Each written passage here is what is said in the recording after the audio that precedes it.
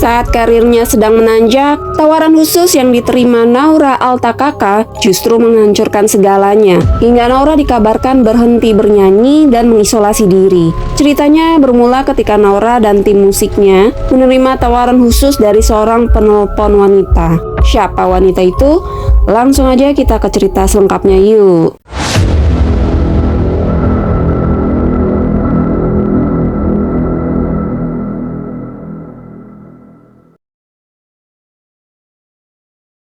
Hai fellas, dengan Vel di sini. Bulan puasa ini kayaknya gue bakal bawain cerita-cerita yang kebanyakan dari wilayah Timur Tengah nih buat kalian. Gimana, yang setuju nyaut di kolom komen ya. Jadi kali ini kita langsung aja melipir ke wilayah Kuwait. Kalian ada yang udah pernah ke Kuwait? Naura Altakaka adalah seorang wedding singer atau penyanyi di pesta pernikahan pada tahun 1990-an. Tidak ada seorang pun di Kuwait yang tidak mengetahui namanya. Dia sering dipesan untuk tampil di pesta pernikahan orang-orang kaya dan elit.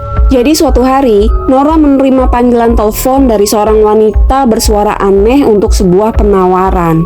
Wanita itu menawarkan Naura dan tim musiknya untuk tampil di pesta pernikahan putrinya wanita ini. Naura awalnya menolak tawaran tersebut karena sebetulnya dia dan tim musiknya sedang libur pada waktu yang disebutkan oleh wanita itu. Tapi karena wanita itu menjanjikan bayaran 2 kali lipat, Naura pun tergiur dan akhirnya menerima tawaran wanita itu. Halo, dengan Naura?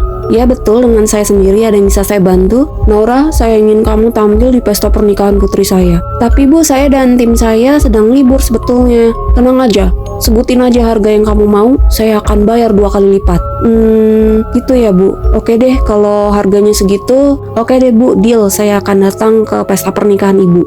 Naura Altakaka bersama timnya segera berangkat menuju lokasi saat malam hari. Dalam perjalanan, Naura sebenarnya sudah merasa gelisah karena alamat yang dituju itu di Antabaranta, jauh dari keramaian. Tapi Naura diem aja. Dia tidak mau membuat teman-temannya takut.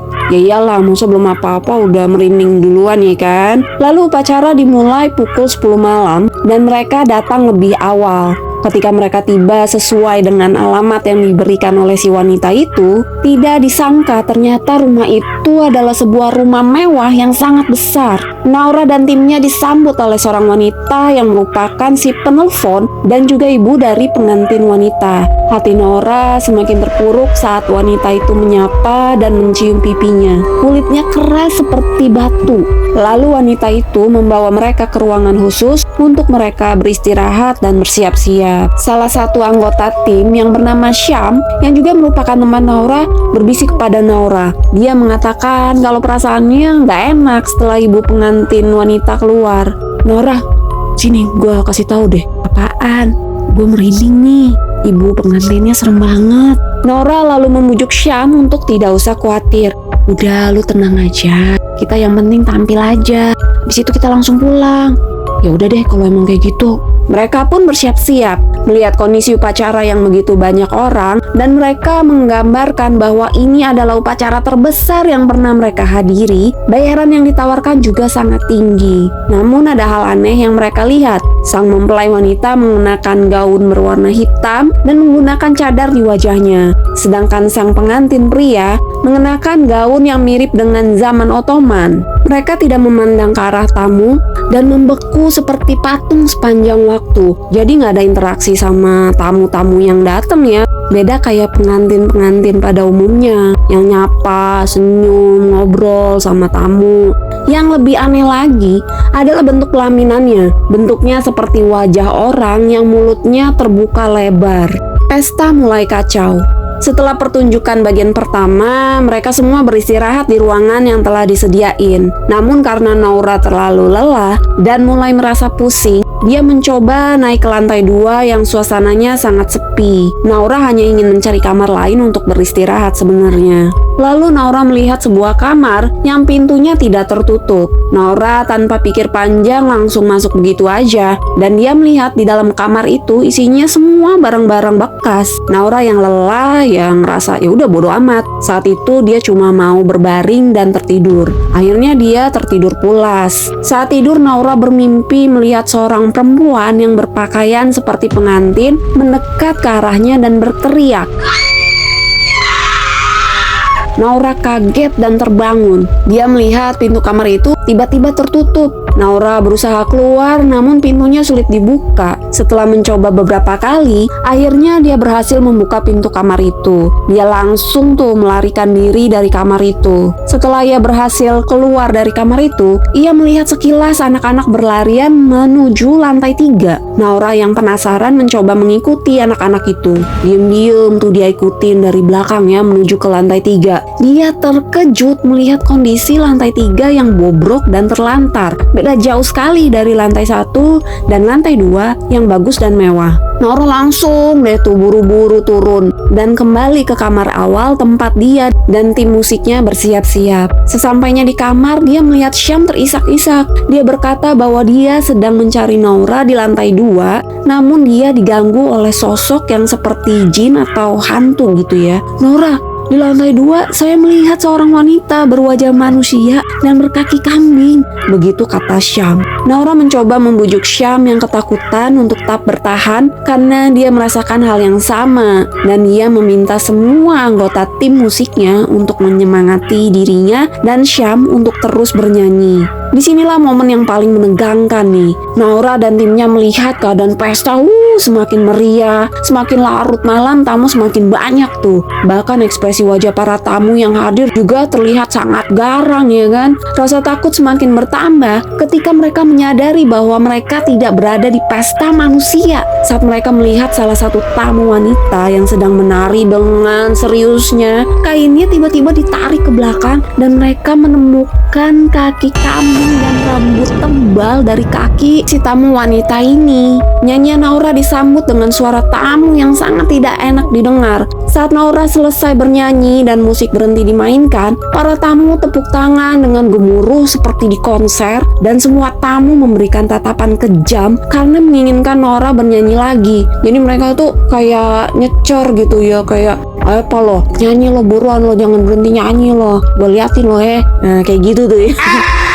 Tim musik yang sudah kehabisan tenaga harus bermain lagi karena takut dan nyanyian Naura juga semakin sumbang karena lelah. Syam pun jatuh pingsan, namun Naura dan bandnya tetap memainkan musik. Ini sih lucu sih, karena lo terpaksa nyanyi, suara lo juga udah habis, udah serak gitu ya, tapi dipaksa nyanyi, ya jelas aja lama-lama suara lo jadi sumbang ya kan. Para tamu semakin banyak. Saat mereka mencoba untuk istirahat selama 5 menit, Syam yang terbangun dari pingsan memohon tuh untuk pulang. Tetapi Naura berbicara kepada semua anggota tim musik untuk terus bermain demi keselamatan. Jangan sampai mereka terjebak di sana dan tidak bisa pulang. Udah ayo terus main, kita harus main biar kita cepetan selesai nih, biar kita bisa cepetan pulang, jangan sampai kita terjebak di rumah ini. Gitu kurang lebih ya kata si Naura.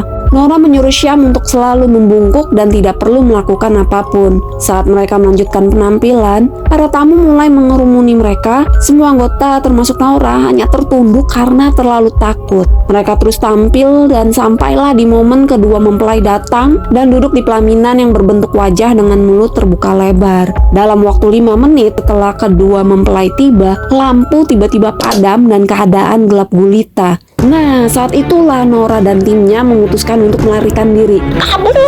Cabut! Pertama, rekan tim musik Naura berlari duluan dan kemudian disusul Naura bersama musisi lainnya. Mereka berlari menyelamatkan nyawa mereka sendiri. Seluruh anggota tim musik tidak mau repot-repot mengumpulkan semua barang milik mereka. Sebaliknya, mereka hanya membawa barang yang penting saja.